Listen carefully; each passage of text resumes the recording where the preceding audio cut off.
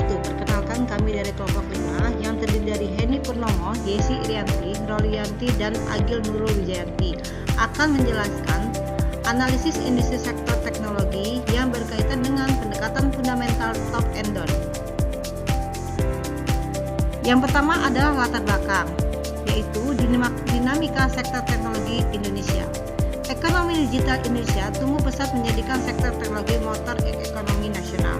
Transformasi digital mendorong kebutuhan infrastruktur, perangkat lunak, dan layanan komputasi modern. Di Bursa Efek Indonesia, emiten teknologi berkembang pesat dengan peningkatan kapitalisasi pasar dan persaingan ketat, inovasi efisiensi operasional, dan adaptasi teknologi global, yaitu cloud, AI, big data menjadi salah satu kunci. Analisis komprehensif diperlukan untuk memahami arah pertumbuhan dan daya saing sektor ini. Yang kedua adalah rumusan masalah dan tujuan. Marilah kita lihat dari rumusan masalah. Rumusan masalah yaitu yang pertama kinerja keuangan dan operasional emiten teknologi. Yang kedua posisi kompetitif emiten di ekosistem teknologi. Yang ketiga faktor pendorong variasi kinerja dan daya saing. Yang keempat implikasi analisis bagi investor dan pemangku kepentingan. Berikutnya marilah kita lihat dari tujuan masalah ini. Yang pertama adalah menganalisis kinerja keuangan dan operasional 12 emiten. Yang kedua menilai posisi kompetitif perusahaan dalam industri. Yang ketiga mengidentifikasi faktor internal dan eksternal yang mempengaruhi kinerja. Yang keempat memberikan prospek pengalaman teknologi. Baiklah, analis fundamental ini konsep dan pendekatan top-down.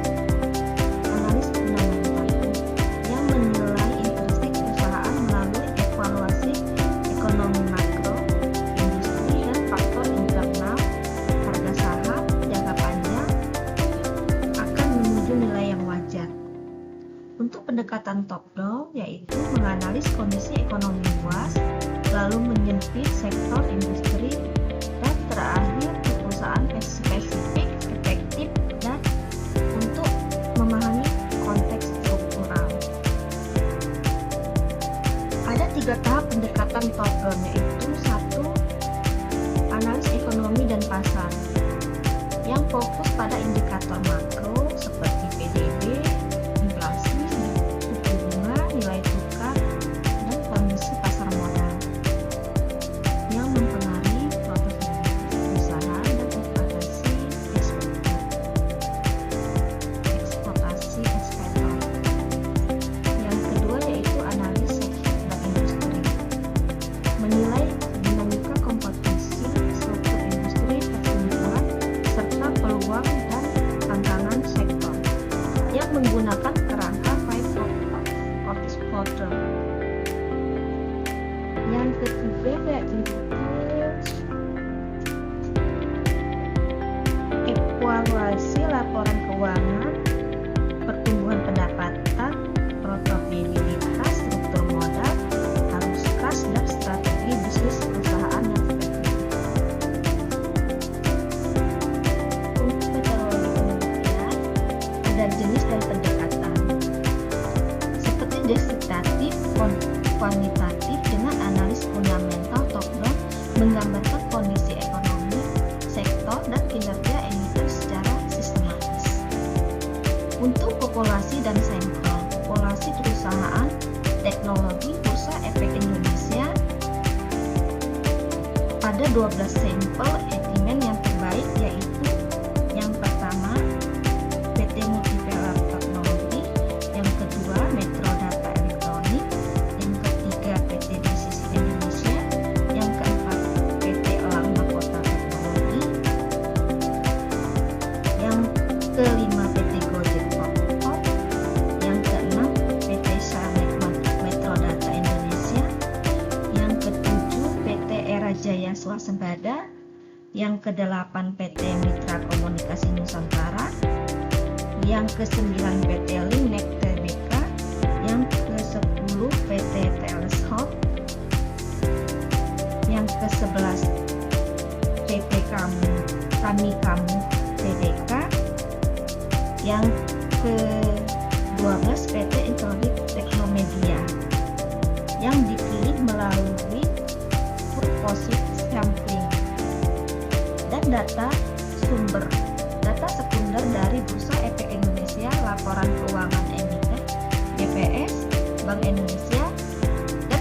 instrumen keuangan.